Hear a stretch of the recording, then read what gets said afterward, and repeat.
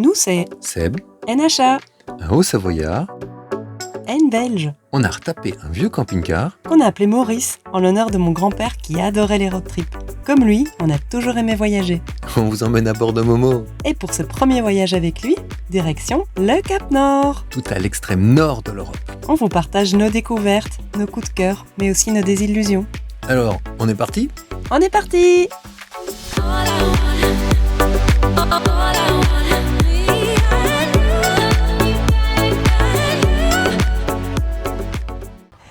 Bonjour à tous, aujourd'hui on vous propose de faire une petite vidéo de bilan de notre road trip en Norvège.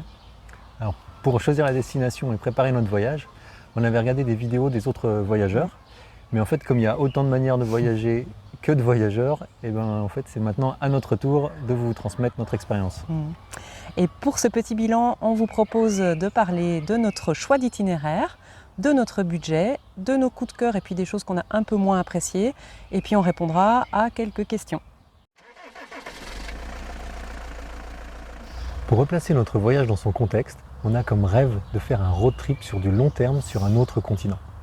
Et pour tester si la vie en véhicule aménagé nous convient, on a décidé de partir au point le plus au nord de l'Europe. La Scandinavie nous semblait idéale pour pouvoir bivouaquer en pleine nature, accéder à de grands espaces et la distance pour atteindre le Cap Nord nous permettait de tester la fiabilité et les capacités de notre premier camping-car. Ça bricole ? Pour construire notre itinéraire, ça faisait très longtemps qu'on n'avait pas vu la mer. Donc on a choisi de longer la côte en priorité. Notre but était d'atteindre le Cap Nord pour début août, car l'été est court dans ces contrées arctiques. Et sachant que les moustiques sévissent dans les terres de juin à août, on a choisi de commencer par la Norvège et de redescendre par la Suède. La plupart des voyageurs font l'inverse, accéder au Cap Nord le plus rapidement possible et redescendre par la suite tranquillement par la Norvège. On n'a pas regretté notre choix, on a croisé des voyageurs couverts de centaines de piqûres de moustiques. Ils avaient décidé d'écourter leur voyage en Suède. Nous, on a dû se faire piquer une dizaine de fois à peine sur tout notre périple, sans utiliser d'anti-moustiques et avec des moustiquaires plutôt fatigués.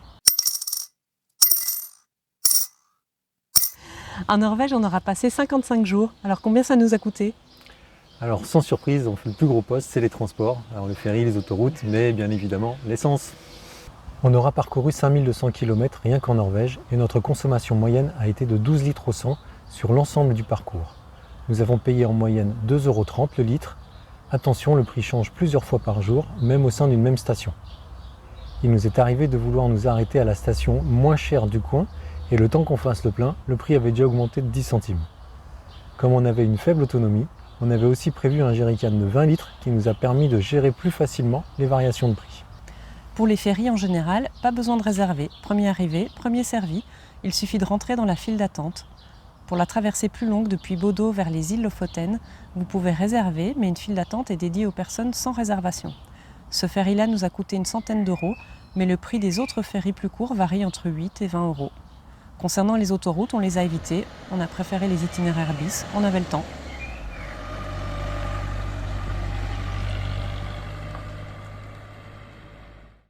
Le deuxième poste, quasi ex aequo avec les transports, aura été la nourriture. Et comme on consomme beaucoup de produits frais, ça a un coût dans ce pays qui importe beaucoup de denrées alimentaires, puisque seulement 4% de son territoire est adapté à l'agriculture. La Norvège figure souvent dans le top 3 des pays les plus chers du monde. On a suivi le conseil d'autres voyageurs en emmenant des provisions, bien qu'on trouve des épiceries et des grandes surfaces partout. Bon à savoir, si vous aimez les apéros, le vin et l'alcool sont hors de prix sur place. En troisième position, on a le poste des sorties. Ça comprend les excursions, les musées, les restaurants et les cafés. C'est un poste qui peut vite grimper et qu'on a essayé de limiter. En termes d'excursion, on s'est offert une visite en bateau pour aller observer les macareux à Andøya. Il fallait compter 60 € par personne. On aurait aimé faire d'autres excursions pour aller observer les baleines ou les aigles de mer, mais il fallait compter largement plus d'une centaine d'euros par personne. On a aussi évité des sites touristiques chers et très fréquentés. On a d'ailleurs vu des voyageurs frustrés car ils avaient l'impression de se faire plumer. Nous, on a évité certains coins très touristiques, mais on n'a aucun regret car on a pu visiter ce pays en respectant notre budget et en ayant vu des coins incroyables. On a visité 6 musées dont l'entrée variait entre 15 et 25 € par personne. On a limité les restos, très chers, et on n'était pas spécialement venu en Norvège pour sa gastronomie. Par contre, on a apprécié de prendre des pauses café qui font bien partie des traditions scandinaves. Le poste d'hiver correspond aux dépenses liées aux petits travaux de réparation ou d'équipement du camping-car, ainsi qu'aux souvenirs et cadeaux, et au rachat des hameçons que je perdais régulièrement en mer. Concernant les campings, on en a fait 6 en 2 mois, en moyenne 1 tous les 9 jours. C'est assez peu, mais on aurait pu en faire moins. On est allé surtout quand on était dans des grandes villes pour leur emplacement, pour les lessives et pour les douches chaudes. En parlant de lessive, sachez qu'il est rare de trouver des laveries. Par contre, les campings proposent souvent ce service. Mais il faut bien compter la journée car tous les voyageurs ont la même idée. Pour le gaz, on est parti avec 2 bouteilles de 13 kg. Pour des raisons de coût et de difficulté à remplir les bouteilles françaises sur place, on a été très économe. On n'a jamais utilisé le chauffage, malgré les nombreuses nuits en dessous de 10 degrés, et on a assez peu utilisé le chauffe-eau. Résultat, on a consommé à peine plus qu'une bouteille durant ces 55 jours. Par rapport au budget, petit détail mais d'importance, attention, on est en zone hors euro et les frais bancaires peuvent vite monter. Dans notre cas, on avait prévenu notre banque et activé une option internationale. Pour vous résumer tout ça, avec 55 jours sur place, on a dépensé au total 4 321 €, ce qui fait un peu moins de 80 € par jour pour 2. On voit sur le graphique que 80% de notre budget a été consacré au transport et à la nourriture. Les sorties représentent 14%, le d'hiver 5%, et enfin le camping n'a représenté que 4% de notre budget. Notre plus gros coup de cœur, ce sont les paysages incroyables et diversifiés. On passe de la mer et des fjords à des hauts plateaux pelés, des montagnes et des pics extrêmement minéraux, ou à des plages paradisiaques au sable fin. Les routes panoramiques permettent de traverser tout ça. Et faire la route devient un plaisir. On en prend plein les yeux. Si on nous demande notre lieu coup de cœur, personnellement, j'aurais du mal à choisir. Si je devais vraiment choisir, je dirais ce que j'ai préféré, c'est la partie tout au nord, les Westerhallen, et puis nord-est du Cap Nord. Mais ce sont des parties du pays qu'on a visitées sous le soleil et ça a dû jouer en leur faveur. Pour ma part, plus on montait vers le nord et plus j'ai aimé. La météo était plus clémente, a certainement dû jouer, mais en tout cas tout ce qu'il y avait au-dessus des îles Lofoten était beaucoup moins fréquenté et les paysages commençaient à devenir beaucoup plus minéraux. Autre coup de cœur, il est encore possible dans ce pays de se retrouver seul dans des bivouacs nature incroyables. Petite nuance, ça reste difficile parce que comme partout, on est obligé de s'éloigner des coins touristiques. Comme les routes sont étroites et le relief très accidenté, il n'est pas si évident de trouver des petits chemins qui s'éloignent des routes secondaires. Mais ce qui est incroyable en Norvège, c'est qu'on a toujours eu du réseau internet, même dans les endroits complètement perdus. Il faut dire que la Norvège est un des pays européens ayant la meilleure couverture réseau. Autre point qu'on a apprécié, mais c'est surtout en rentrant qu'on s'en est rendu compte, qu'on en a pris conscience, c'est l'aspect sécuritaire du pays. Il y a beaucoup de confiance. Par exemple, quand on va au camping, il n'est pas rare de trouver une petite boîte pour pouvoir payer directement.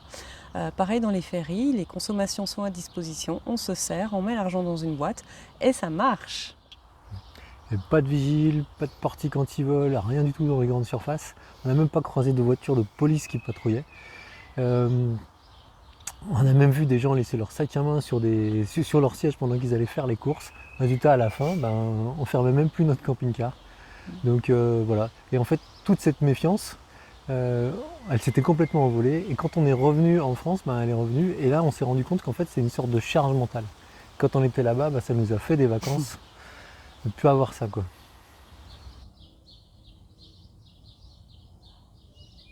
La météo. On a passé 3/4 de l'été sous la pluie. On peut dire qu'on est tombé sur un été vraiment pourri, mais c'est pas comme ça chaque année, heureusement. Du bonnet. Par contre, si haut dans ces latitudes, préparez-vous quand même à la forte probabilité d'avoir 15 jours de pluie non-stop. Il est vrai que la météo conditionne beaucoup le vécu du voyage. D'ailleurs, à ce sujet, l'application météo YR nous a bien été utile dans toute la Scandinavie. En Norvège, la densité de population est assez faible. Il est donc facile de trouver des spots nature isolés. Mais la contrepartie, et c'est aussi lié un peu avec la météo, c'est qu'on a rencontré assez peu de Norvégiens. Trop peu à notre goût. Par contre, quand les opportunités se sont présentées, il faut dire qu'ils ont été hyper accueillants. Dans notre cas, c'est surtout l'activité de la pêche qui a favorisé les rencontres. C'est un peu le sport national. À ce sujet, pas besoin de permis pour pêcher en mer. Comme les fjords entrent assez loin dans les terres, il est donc possible de pêcher un peu partout et ça reste les eaux les plus poissonneuses au monde. Si c'était à refaire, on suivrait probablement le même itinéraire. Hormis dans le sud, au départ de Kristiansand, Plutôt que de remonter par la côte qu'on n'a pas trouvé si extraordinaire, on remonterait par les terres vers Stavanger. Par contre, on partirait un peu plus tôt pour arriver en Norvège idéalement tout début juin et remonter encore plus tranquillement vers le Cap Nord. Il y a beaucoup de choses à voir et les distances sont vraiment grandes. C'était notre premier voyage en véhicule aménagé et on a commis une erreur de débutant. On a changé d'endroit tous les jours jusqu'au Cap Nord et c'était extrêmement fatigant. C'est clair. On regrette aussi de ne pas avoir visité l'île de Vega qui semblait correspondre à ce qu'on aimait.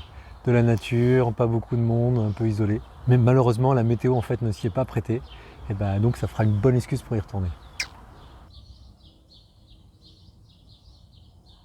En France, d'habitude, on utilise Park4Night en fait pour se repérer par rapport aux spots qui sont trop fréquentés. Donc on essaie d'éviter ces endroits-là.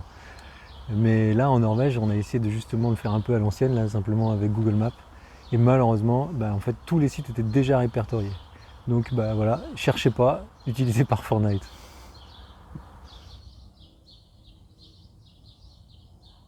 Dans le sud, nous avons trouvé des infrastructures pour camping-car gratuites régulièrement, en très bon état. Elles sont indiquées par des panneaux sur la route et aussi sur Park4Night. Et plus on montait dans le nord et plus on a parfois eu un peu de mal à en trouver. Pour le remplissage d'eau potable, c'est facile et gratuit, partout et notamment dans les stations-service. Il faut parfois demander une clé à la caisse. De notre expérience, oui, car ça donne un objectif de voyage et la route pour y accéder est vraiment belle. Une fois sur place, il y a beaucoup de monde et on n'a pas visité les infrastructures payantes. On s'est juste posé sur le parking qui lui est gratuit et permet de se balader le long des falaises. Eh bien voilà, on espère que ce petit bilan vous sera utile et s'il vous reste des questions, n'hésitez pas à les poser dans les commentaires. J'aime pas les face cam.